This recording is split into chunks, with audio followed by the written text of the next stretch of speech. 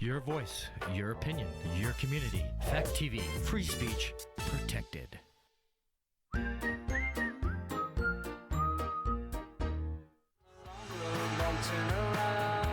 Secrets in the shallows, lost and found.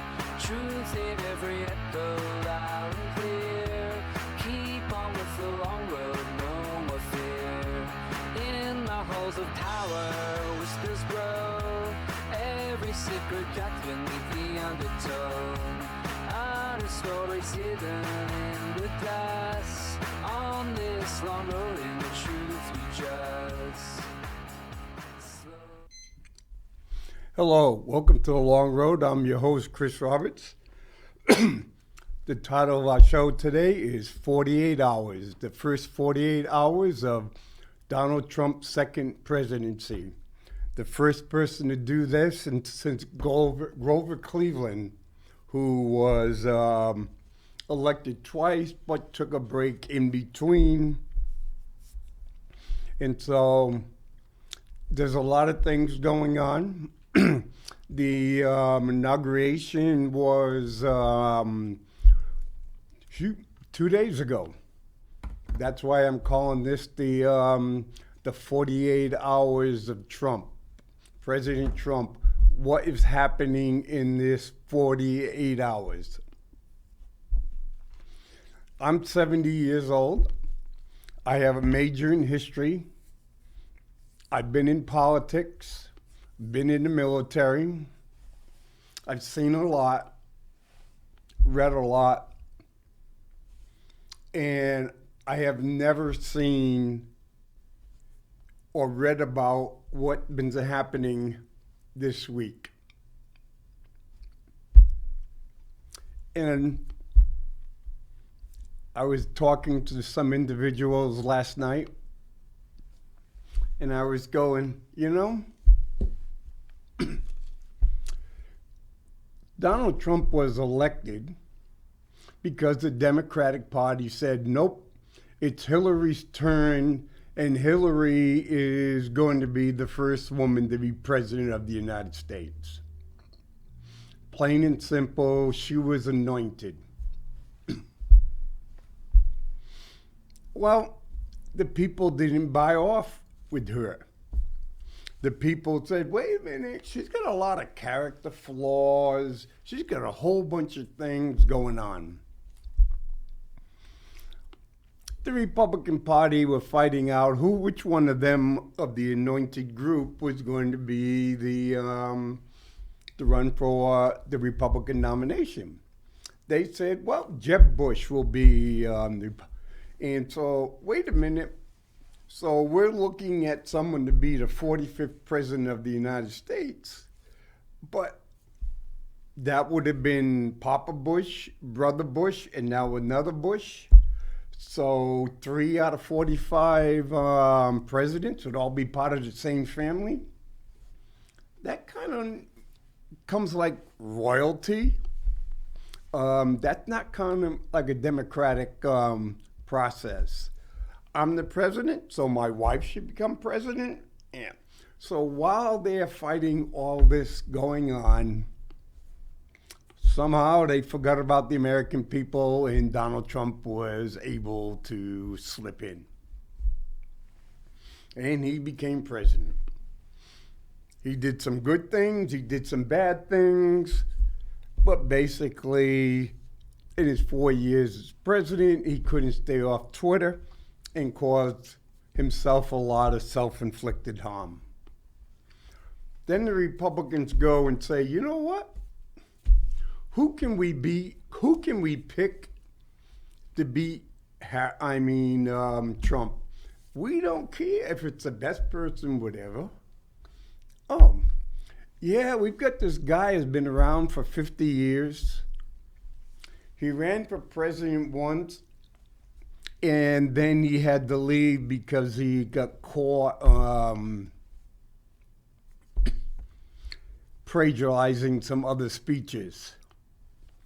Then he ran again. He had some kind of ethical problems. But they said, no, we just want someone who's going to beat Trump. So they got Biden. And Biden was, Biden, we know. There's a reason why they call you Sleepy Joe. We also know that you have a history of doing some things that weren't exactly favorable to a lot of American citizens. And one of your best friends was Senator Byrd of West Virginia, who happened to be a former member and a leader in the Ku Klux Klan. But, that's digression. So they go, hey, Biden, you're going to go for 4 years. We know you really want to be president. We're going to give you for 4 years, and then you're going to go. Biden says, yep, I'm going to go. But Biden goes and changes his mind and says, no, I don't want to go. And so we run into the problem and say, well, you know what? We'll put Harris in and let her run for president now that we forced Biden out. Well, but the problem is, Biden said his vice president was going to be a black woman. He had 10 choices. Well, Harris was probably around the number 11th, but they felt that there's no way Harris could cause us any problems. But like I said on an earlier show, Joe did not read some of some of these Shakespearean tragedies or Greek tragedies or even Machiavelli.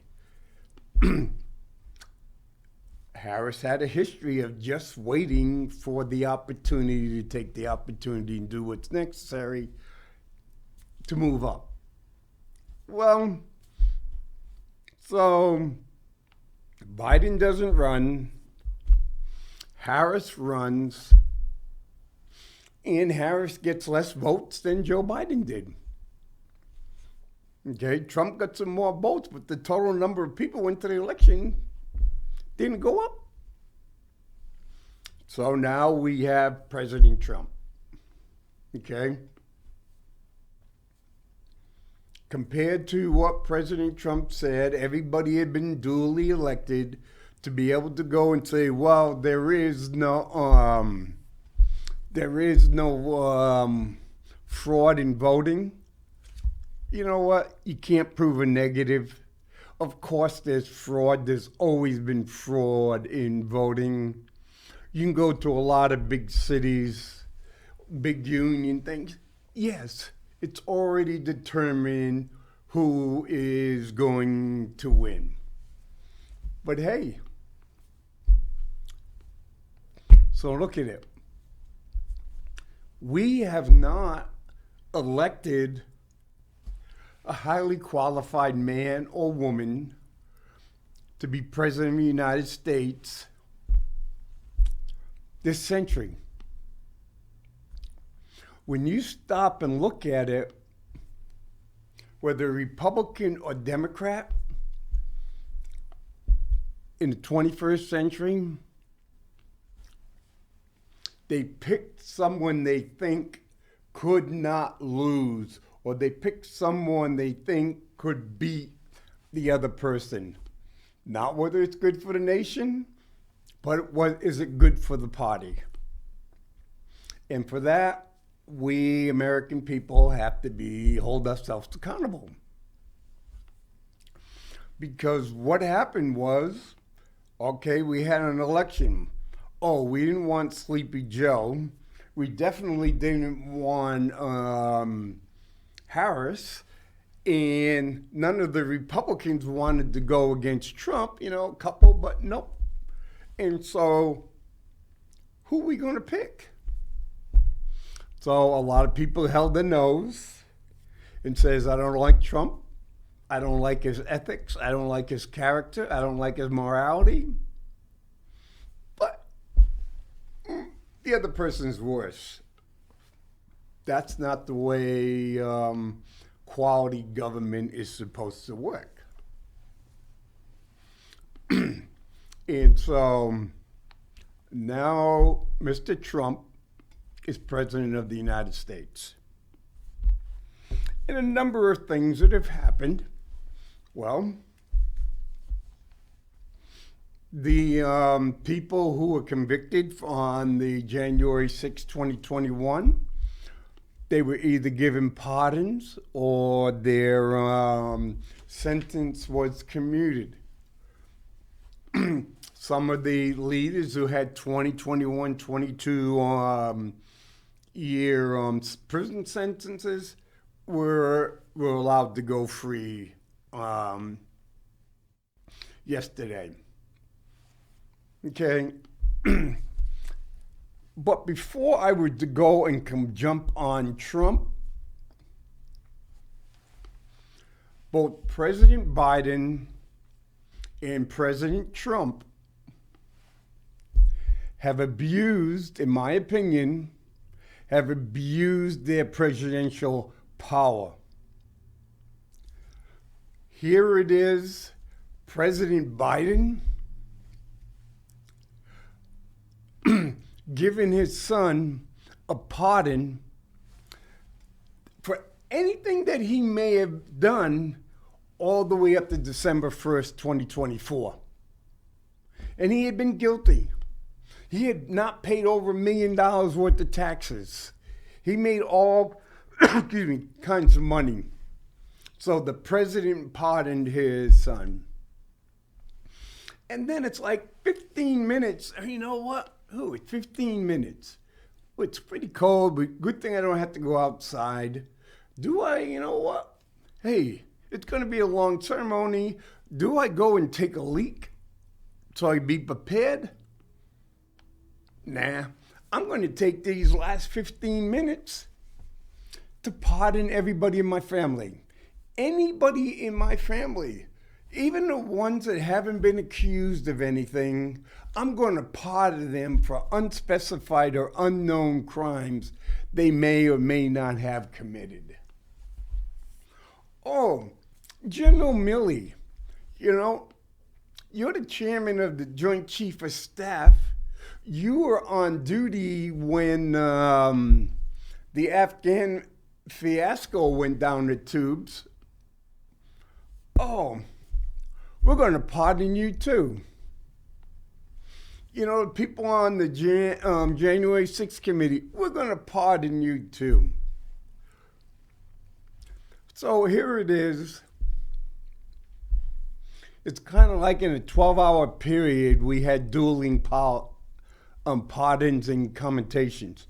So, hey, President Biden ticked off a lot of police, especially in Virginia, because he pardoned or commuted the sentence of 2 cop killers.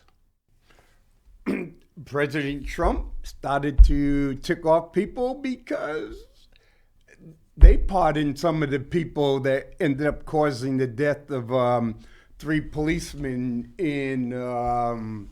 on that day. That's not leadership. That's called graft. That's called political payback. I owe you something, and I'm going to pay you back. And then he goes in, and so here it is. You got both presidents pardoning people that they were recommended not to pardon by their own justice people. But don't care. Okay? So I'm just going to be upfront. I have serious issues with both the former president and the current president because I think most of their actions are self-centering, not what's best for the American people. And right after he became president of the United States, Donald Trump signed a declaration. And I got it from the White House thing. You can't read it because my printer isn't that good. Declaring a national emergency at the southern border of the United States. The same day that he's declaring an emergency at the southern border, we had one of the Border Patrol officers killed at the northern border.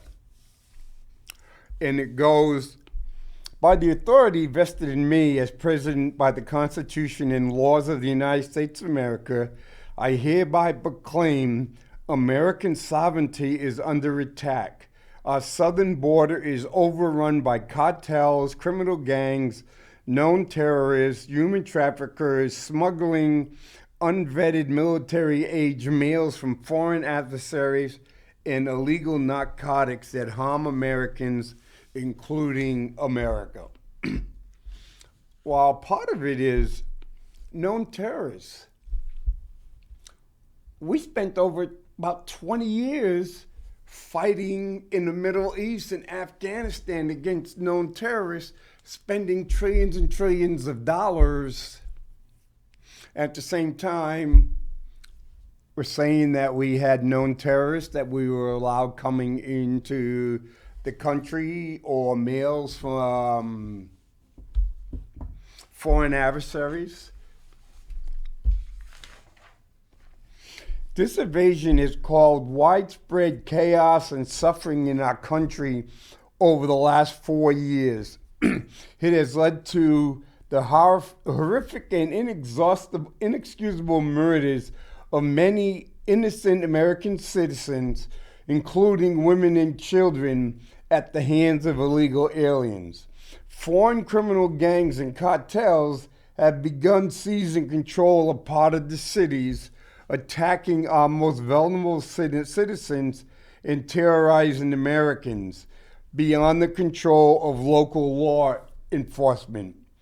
Cartels control vast territory just south of the border, effectively controlling who can and cannot travel to the United States from Mexico. Hundreds of thousands of Americans have tragically died from drug overdoses because of the illegal narcotics that flow across the southern border. Okay, everything we do, especially at the governmental level and at the political level, has an old CIA term called blowback. Everything we do, government does, or policies they do, result in blowback or unintended consequences. Both Democrats, it's been more than 4 years, both Democrats and Republican people want illegal aliens in the country. But they want their good illegal aliens in the country. The governor of New York kind of implied there's over 500,000 undocumented workers in the state of New York. And if they're taken away, that could cause a financial crisis or recession, because no longer would be the government of New York City be able to collect the taxes. And no longer will those people be buying products. Hey, Walmart, Sierra, all the grocery stores, they have no problem when illegal aliens go into the stores and buy stuff because it creates greater profit. Other side, they have no problem when illegal aliens are picking strawberries, picking cucumbers, slaughtering beef, slaughtering chicken, or do other food processing. They're not paying them a good wage. the, I've heard a number of times people in Vermont says without illegal aliens, they would not be able, they could not afford to operate their dairy farms. So, an invasion. It's not a military invasion.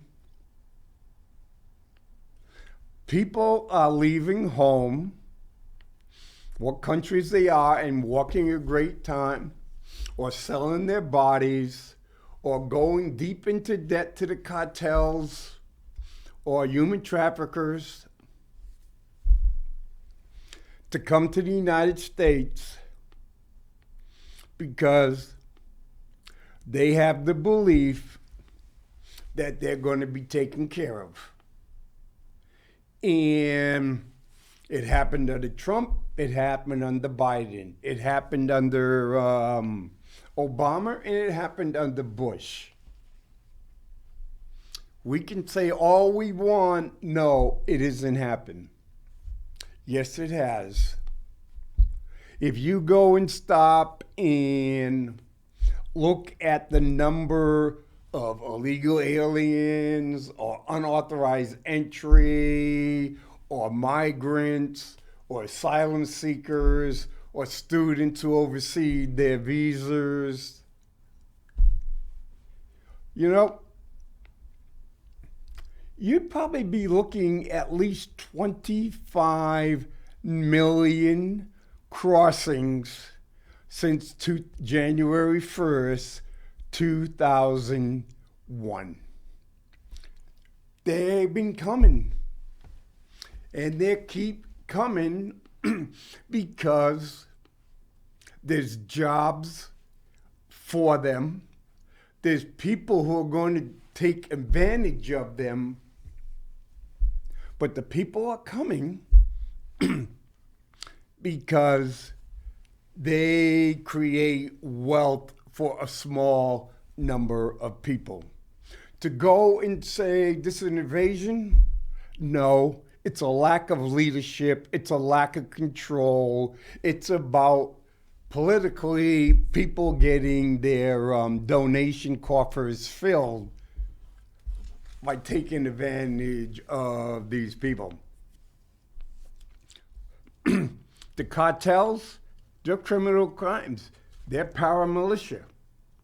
The last time we had to do something like this was around the 1914, where we sent part of the army under General Pershing going after Ponte Villa, who used to come and do raids into the United States and other things like that. It follows up the assault of the American people and integrity of American sovereignty.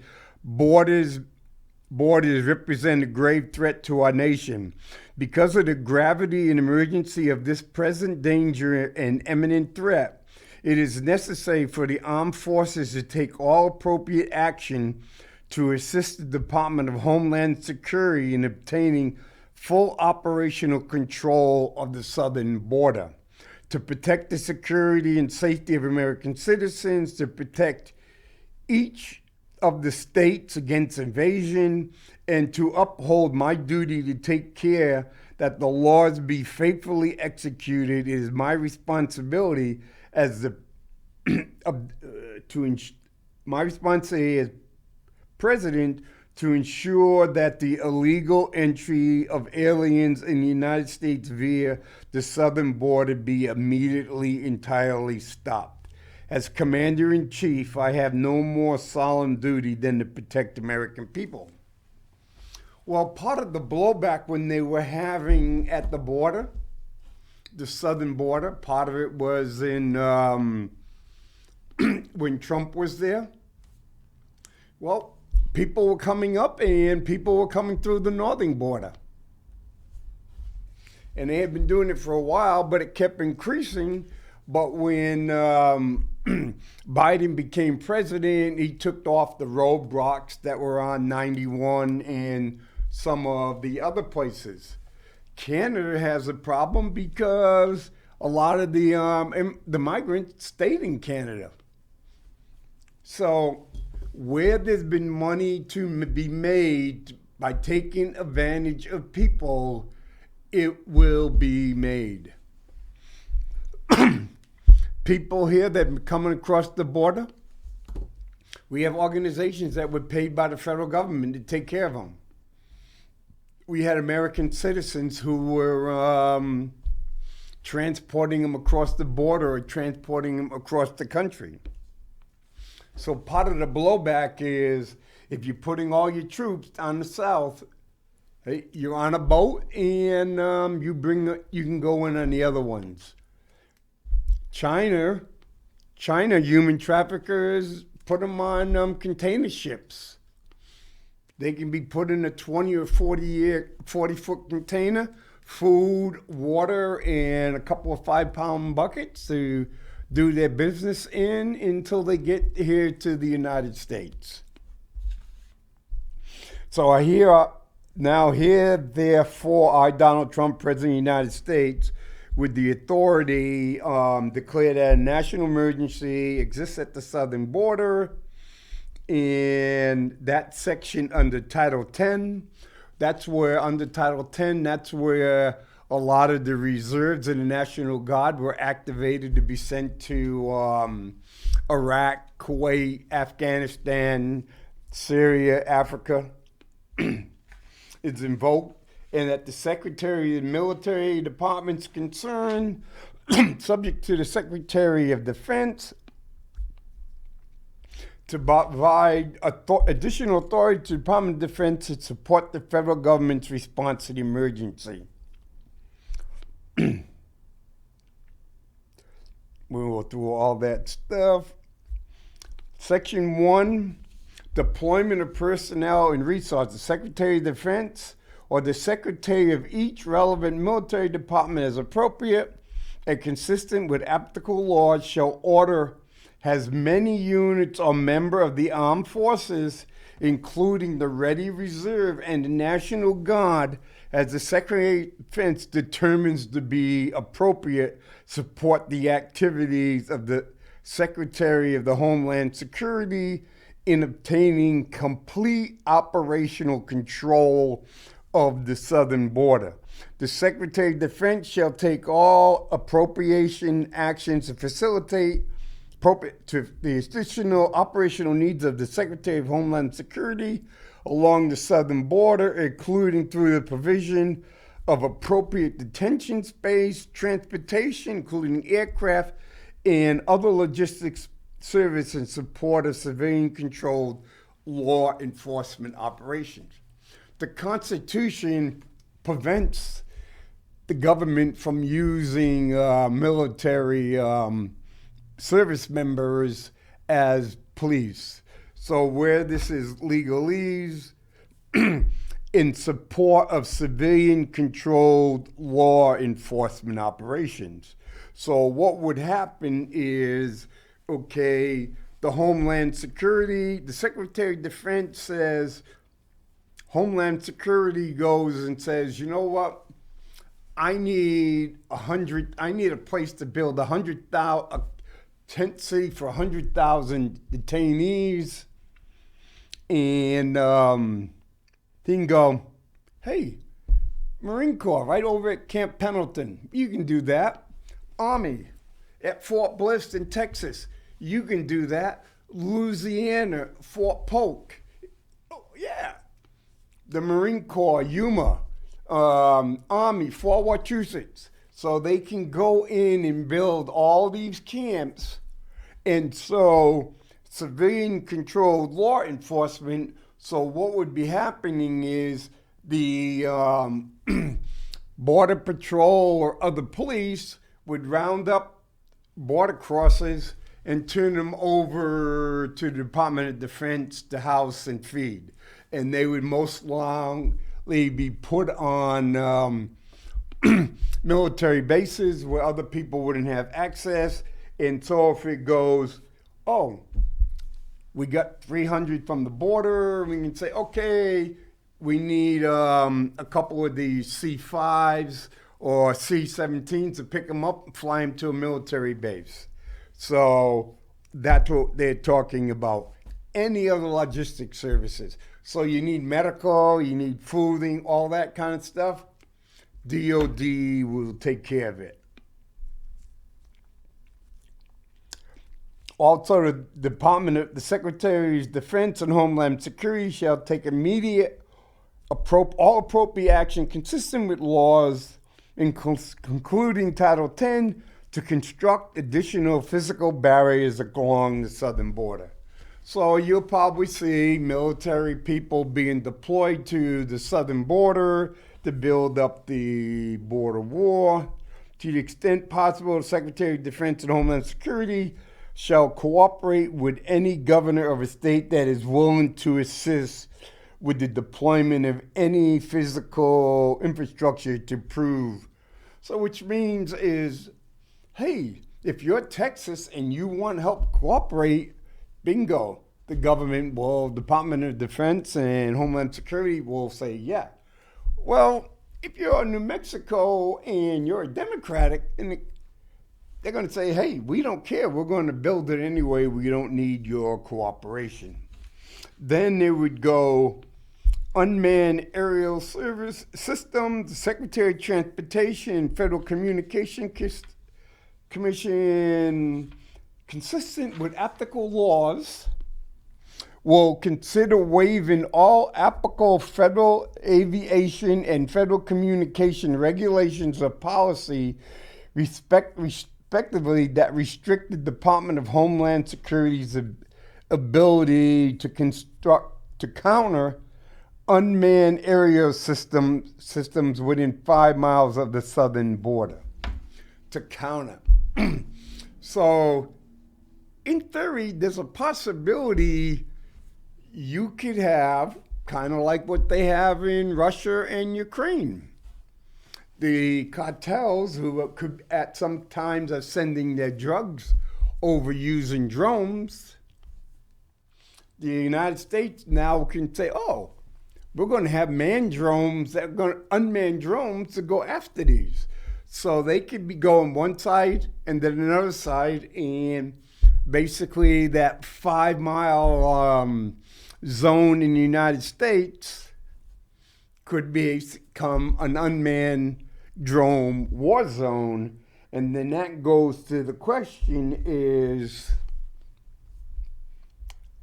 how long will it be before unmanned drones coming from Mexico be considered an act of war, allowing the American forces to go after whoever is launching those drones in Mexico? 1914 Pancho Villa again. So what do you do? What is the blowback position? And so and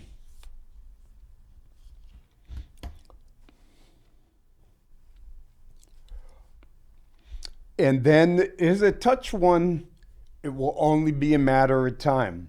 The Secretary of Defense and the Secretary of Homeland Security, in consulting with the Attorney General, shall take all appropriate actions consistent with law to prioritize the impediment and denial of unauthorized physical entry of aliens across the southern border of the United States. And this is a tough one. And to ensure that use of force policies prioritize the safety and the security of Department of Homeland Security personnel and members of the armed forces. Okay, when they go and say the Secretary of Defense will be in consulting with the Attorney General to take appropriate action. The last time we had one of these, the Attorney General and some of the people in the Attorney General's office said, yes, Mr. Bush, it's legal for you to attack Iraq. It's legal for you to attack a country that's never attacked you. It's legal. It is legal for the United States to do a preemptive attack on a country that hasn't caused us harm. Well, after the attack and all that stuff is over, it kind of like, that wasn't really a great idea to do, but, we're America. We can't have another Vietnam. We can't cut and run. We have to stay until we win. Well, you had President Obama's election promise. Election promises always outweigh the military desire for a victory on the field. Same way in Afghanistan. So now each person is going to read that differently. To ensure the use of force policies prioritize the safety and security of Department of Homeland Security personnel and members of the armed forces. The cartels are going to be coming. And it's going to be going both ways.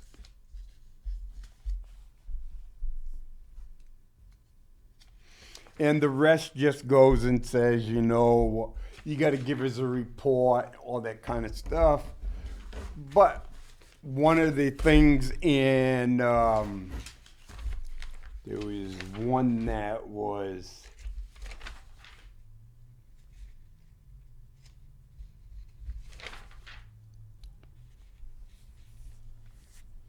Section 7, nothing in proclamation shall be constructed to impair or otherwise affect the authority granted by law to the executive department or agency or head thereof, or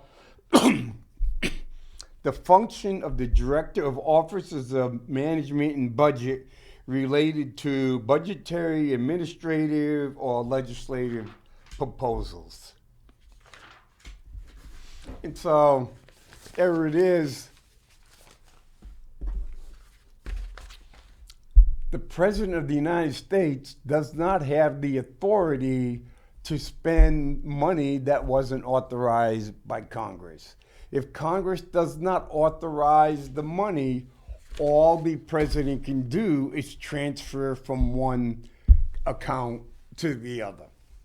And so part of the blowback is you've got businesses who say, hey, we need these migrants, illegals, undocumented to do this. We have farmers. We have people who say, well, my nanny, I know I'm worth millions, but I like to have this nanny that I don't have to pay a lot of money for. So my gardener, it's like we all seem to know undocumented aliens, and we go, they're not really too bad. I want all the aliens that have no effect on me exported as quick as possible. But we'll talk about the people that we know, and I'm not going to say, Jose or Maria. Well, you know what? There's black, there's yellow, there's brown, there's red, there's white people in the United States that are here illegally. Could be from Great Britain, could be Canada, could be Ireland, could be Spain, could be Russia, Ukraine, China, Japan. All over the world, there are people that have come to the United States illegally.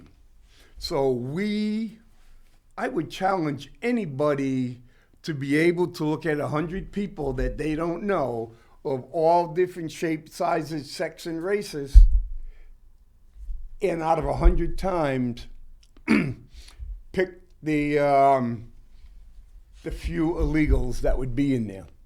Or maybe they will all be illegals. You don't know.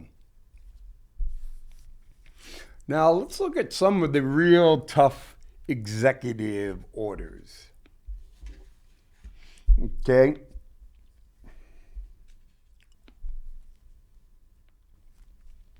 Among those revoked orders was directed that the federal government rebuild the refugee program and gradually end the justice use of private prisons.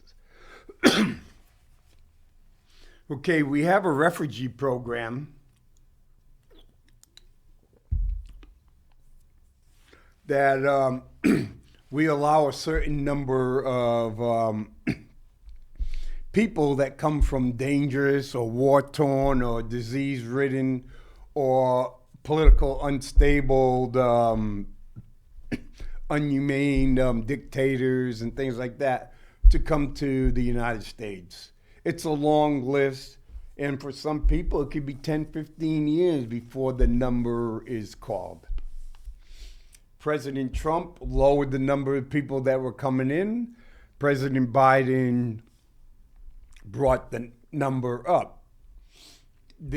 President Trump put more people into private prisons, which was beneficial.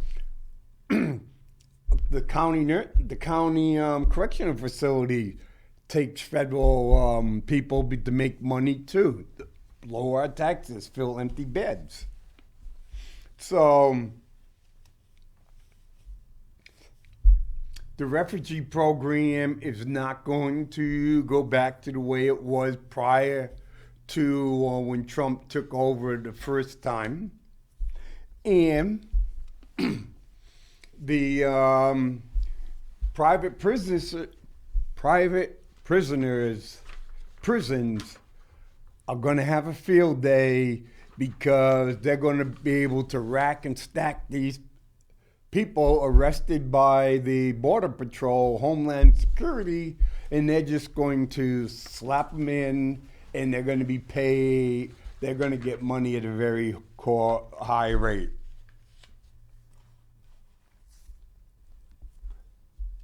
The part of, for example, suspend the refugees admission programs until such time as further entry into the United States of refugees align with the interest of America. So basically right now we may decide, you know what? We like that refugee because they got a talent, or this one's got a talent, so they're going to pick which could be financially or politically beneficial to the United States. You must align with our way of thinking, our culture, our way of speaking, all this other kind of stuff. It's going to be even worse when than Teddy Roosevelt. Teddy Roosevelt says, I welcome you people to the United States, but I expect you to learn to speak and write English and to adapt our customs. Under this new policy, that won't even happen. You have to do everything prior to that, and you're going to have to be able to come in and go to a job that's going to pay you, but it's going to make more wealth to a political supporter.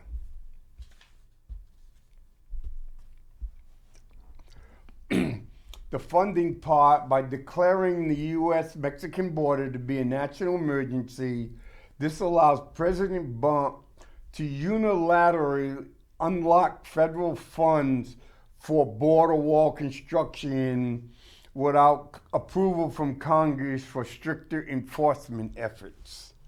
And so there was money put aside for the wall. Then when President Biden took over, he stopped working on the wall, so there was money left over, bang and bang. But Congress put kind of restrictions on it. But now with the national emergency is, we don't have to worry about restrictions. And anybody, because it's kind of really an international treaty, international law, people can apply for asylum. But right now, it will go back to the old policy. People seeking asylum must wait in Mexico while the immigration judge considers their case. But what happens if I'm from Iraq or Lebanon or Syria or Spain or some of the countries in Africa? Do I have to go to Mexico before I can apply? The other one that we knew was going to happen, all the gender diversity and equity and inclusion initiatives are gone. Every federal department head had to present a plan by 5 o'clock. Is either tonight or the end of the week. No, it's the end of the week, of what they're going to do with the people. All the people that were working under gender diversity, equity, and exclusion were given paid time off starting tonight, while their new bosses are going to look for ways to lay them off. Okay, gender diversity, equity, and inclusion. They had some valid points. But what usually happens is it's screw the valuable points, the things that really need to be spoken about, and people go, hey, how can I make money doing this? I can be a gender diversity, equity, and inclusion officer. I can get $125,000, or I can do this, or I can do that. They overdid it. They ran it down people's throat. Anybody who didn't agree was called a racist, a bigot, a homophobe, transphobe, or whatever. Black Lives Matters was important, but they overdid it. The supporters of Black Lives Matters made millions. Okay? There was people under gender diversity, equity, inclusion, made all kinds of money. They were, if you had worked in certain nonprofits or in school, colleges, big corporations were donating millions and millions of dollars. Why? Not because out of the goodness of their heart, because they did not want to lose business. They felt by doing this, we could get business. So anybody that questioned, like I said, was called a homophobic. And that's just like when I was in the school board, I was the only person that didn't sign off on a letter that went against this. And people were upset. Say, oh, Chris, you're the only black person here. How come you're not signing off on it? I go, my mother's white. I get 8 white brothers and a white sister. You want me to sign off and tell that my white mother and my white brothers and sisters have far more advantages than I do, and that they prevented me from growing or succeeding in life? And I go, I'm far more successful than my mother, who was a 9th grader. I'm successful than my father, who went to 6th grade. I'm all successful than my other one. No one's a college graduate except me and my children. I'm going, Lieutenant Colonel of the Marine Corps, I've been pretty successful. And they want me to go and call my mother a racist and a bigot because she's white? No. It's individual, and sometimes it's groups that are bigoted and homophobic and stuff. So, again, this is just a complete throwout because people were going too far. President Trump did away with all affirmative action or any government programs that would help minorities develop and grow, going all the way back to Lyndon Baines Johnson under the Civil Rights Movement. Throw it all out. Well, if a lot of inner city kids of all colors, but mostly brown and yellow and black, had a heck of a lot better educations, they could compete. You know what? You got kids in Baltimore, New York, and Chicago, and Atlanta. They're graduating from school, can't even read at second and third grade level.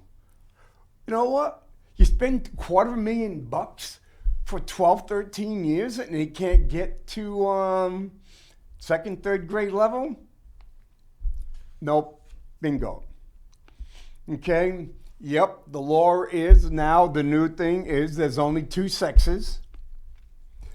Male, female, no other than the 93 genders are not sex. So if you want a passport or you want a government ID, it has to be male, it has to be female. It can't be one or the other. Again, like he did the first time, he withdrew from the United States from the Paris Agreement, the pact among almost all nations to fight climate change. He declared another national emergency, the first that could unlock new powers to suspend certain environmental rules and expedite permitting of certain mining products. Okay? Mining can be gold mining, produces a lot of arsenic, all kinds of stuff that can destroy. I can gold mine up in Wyoming, and all that arsenic can seep out and go down the Colorado River and destroy the planting fields of Arizona. Okay? Or we can have some of the other ones, like Love Island, some of the other things. Okay? People in the United States, they understand the climate is changing. Okay? The majority of people are making choices. Some small, some more. To go in and say, nope, there's no such thing as climate change, means you're an idiot. That, without question, you're an idiot. What happened? What do you call those glaciers that came all the way down into New Hampshire, helped create Cape Cod and all that? You know, bingo, really? Or when the Antarctica used to be plant life and everything and became an ice? Or the, what is now the Sahara Desert used to be plant life and everything and switches? Climate is always changing. That is an acceptable, known fact. Depends on, it could be solar flares, it could be on a volcano, it could be a comet hitting the Earth. Climate changes. The question is, how fast is it changing and how much is human contributing to it? Is human contributing to it? Yes, without question. Okay. And so again, it's not either or. One side wants to go 0, and the other side wants to go 180. It's the people in the middle that help solve the problem. Low-fat efficiency regulations for dishwater, shower heads, and gas stoves. You know what? If I'm going to replace my shower head, I want an efficient shower head. If I'm going to have a gas stove, I want to use as less gas as possible, because you're giving me a whole bunch. No, you don't have to worry about this efficiency. Oh, you don't even have to have an efficient boiler in your house if you don't want. But you know what? Instead of maybe filling your tank 4 times in the winter, you may have to do it 5 or 6 times. So instead of spending $2,000, you spend $2,500 to $3,000. Halt that says that the no federal waters can be for offshore wind farms. Eliminate environment justice programs across the government, which are aimed at protecting poor communities for excess pollution.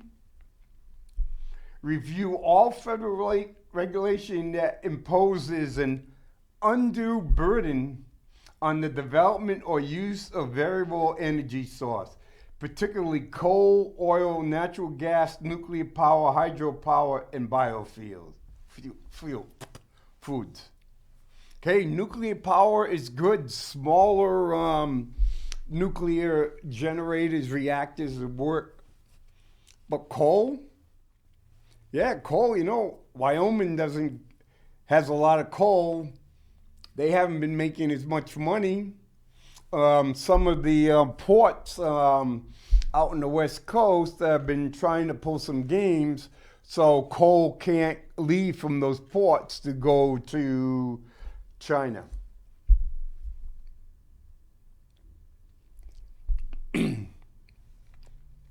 TikTok, consult federal agencies on any national security risk posted by social media platform and then pursue a resolution that protects national security while saving the platform used by 170 million Americans. And not to enforce a ban on TikTok for 75 days to give Trump administration an opportunity. Withdraw from the World Health Organization. It states that we spend too much money compared to China or some of the other places. Well, but United States is the wealthiest nation in the country. Mount Denali, which used to be called Mount McKinley, which was changed by President Obama to Mount Denali, basically on the request of the native Alaskans that moved there because it had religious connotation and everything. President Trump says a white American president is more important than American citizens who happen to be Alaskan natives there. And he goes, well, I don't like the name of Gulf of Mexico. We want to call it Gulf America. Well, we don't get to name those things. There's an international thing. He was upset that the president, the flag was at half-mast with Jimmy Carter. That's standard practice 30 days after a former president or president dies. It would go. So he put a statement that soon as he became president, he put it at full staff on Monday. And his statement says, every inauguration day, the flag must be at full staff, regardless if a president died or not. He implemented Department of Government Efficiency, which is the one that Musk is going to cost-cutting initiative. Revoked the security clearance for 51 signers of a letter stating that the contents of Hunter Biden's laptop could be Russian disinformation. That one is really justified because these are guys that are cream of the crop, and they signed a political letter. They knew better, and they could have got to answers. But they thought Hillary was going to win, and they were playing that game, and they lost. Okay. Here's the biggest blowback. implement Department of Government Efficiency. Those words tend to have been used in in a number of ways in communist or socialist or dictatorial government. Government efficiency. Mr. Musk paid over $270 million to help get President Trump elected. This is his payback. He is going to have a big input on decides what goes and what stays. Well, yeah, the Department of Defense has billions and billions of dollars they waste every year. Overall, I think the government budget office says there's over $100 billion wasted by government departments every year that they can't even account for. Yes, it goes. Well, let me show you a little trick. Okay, the federal government will give $100 billion, for example, to farmers to not produce food or to cover them with food, they have a drought or tornado or what. And so because they're not producing, that goes back to the Depression, by giving them money not to produce food, it gets the price of food to go up. And then it gets too expensive to buy. So then the federal government spends hundreds of billions of dollars on food stamps to buy food that we gave money from farmers not to grow.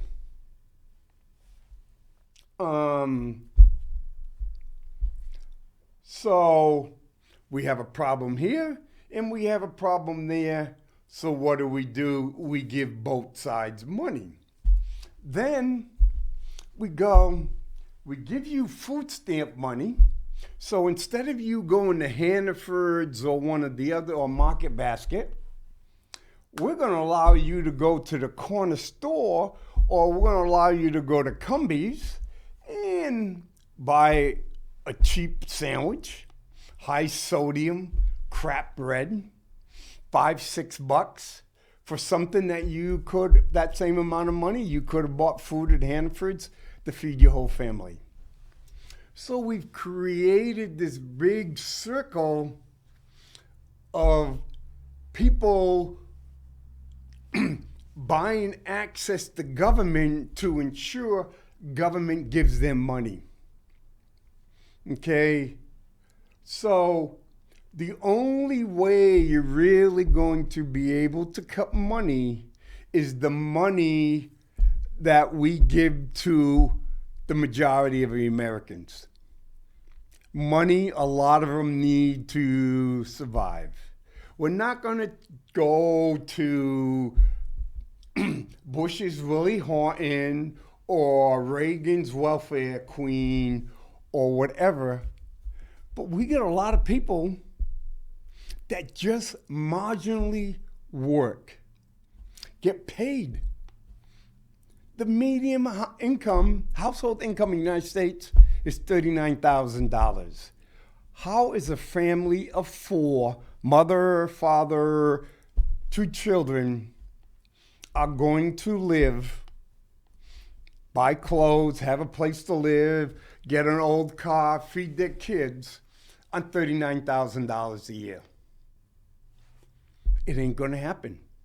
We've created a country where it looks like the economy is doing really great in total, which it is, because the top 20% of the people are making a lot of money. They're doing really good. And they're going to benefit from a lot of these things that are happening.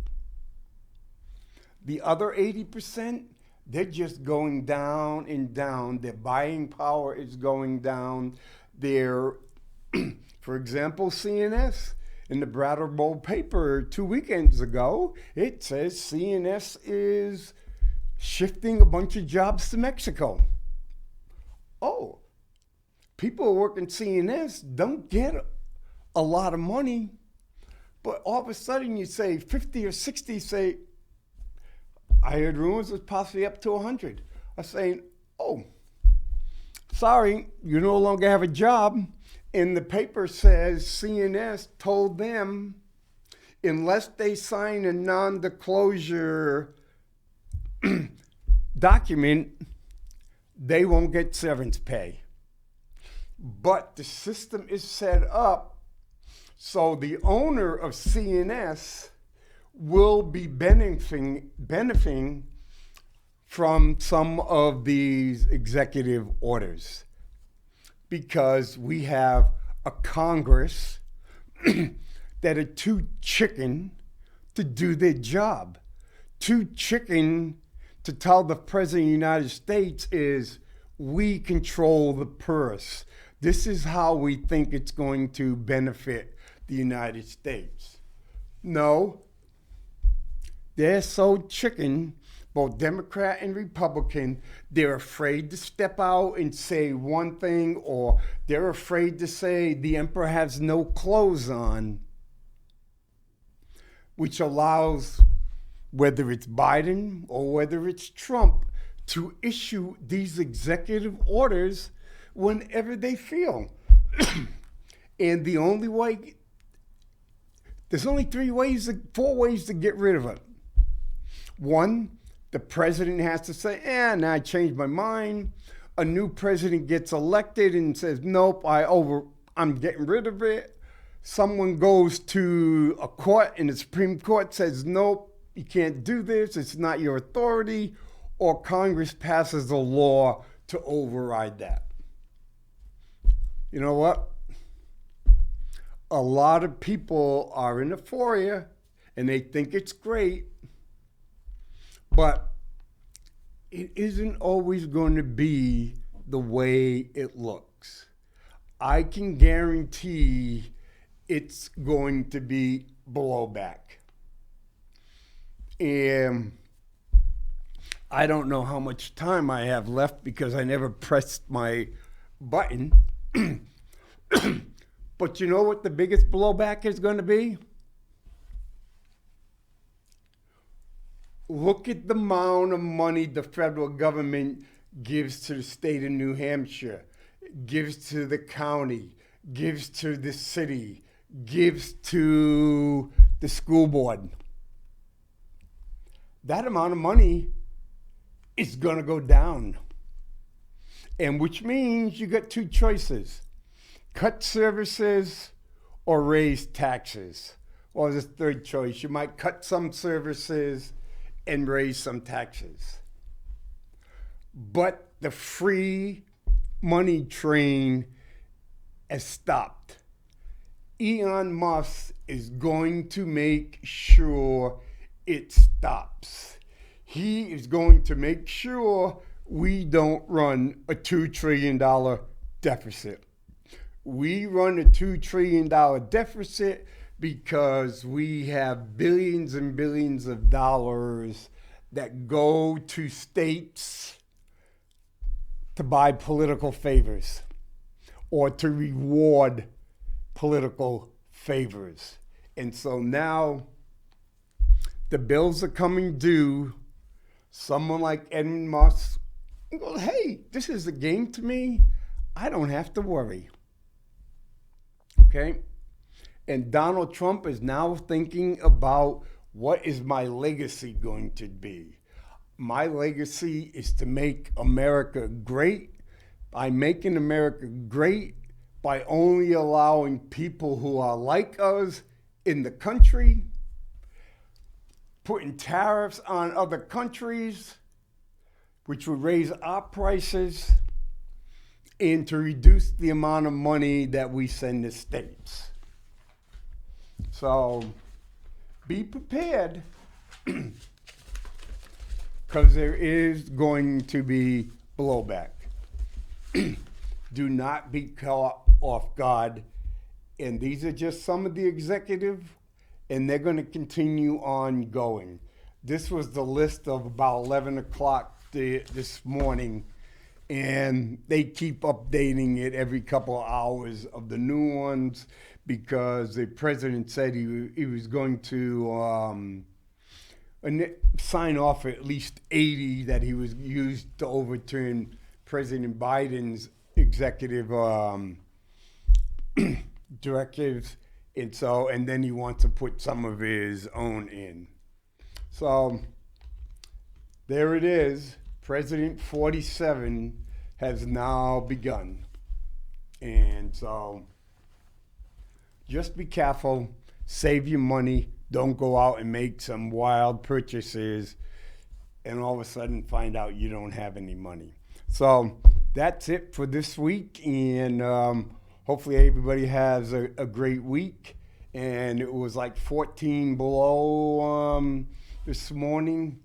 And anybody who has an energy efficient heating system was more than grateful that they had it this morning. Have a good week.